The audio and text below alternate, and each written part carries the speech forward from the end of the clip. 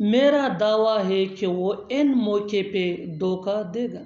मेरा दावा है कि ये प्लान काम करेगा। मैं दावे के साथ कहता हूँ कि हम मैच जीतेंगे। मेरा दावा है कि वो सच बोल रहा है।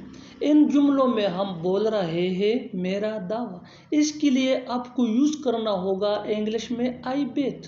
आई बेट मीन मेरा दावा। आइए कंप्लीट स्ट्रक्चर समझते हैं। इस फार्मूले को सीखने के बाद आप भी ऐसे जुमले बासानी इंग्लिश में बोलने और लिखने के काबिल हो जाएंगे।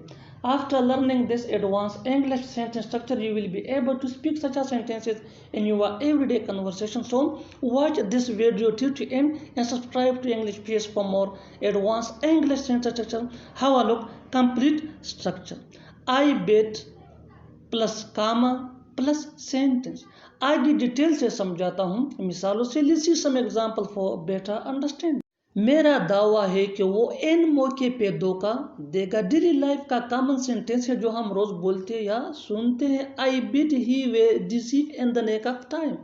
आई bet he will deceive in the nick of time. Next example for better understanding. मेरा दावा है कि ये प्लान काम करेगा। I bet this plan will work. I bet this plan will work. मैं दावे के साथ कहता हूँ कि हम मैच जीतेंगे। I bet we will win the match. I bet we will win the match. अच्छी तरह समझने के लिए कुछ मजीद मिसालें देखते हैं। Let's see some more example for better understanding. Keep this point in your mind that advanced English sentence structure is very important for spoken English. So learn and practice this advanced English sentence structure as much as possible so that you can gain fluency which can take you from basic to advanced level that could be useful for your academic career.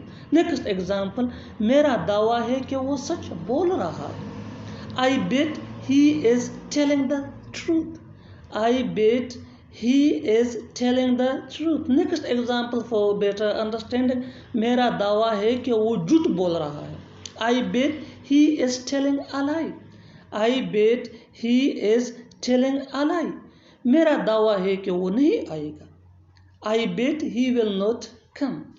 I bet he will not come. और आखिर में ये sentence आपके लिए comment section में इसका जवाब ज़रूर देना। Do remember that advanced English sentence structure is very important for spoken English. So learn and practice this advanced English sentence structure as much as possible so that you can fluency which could be useful for your academic career.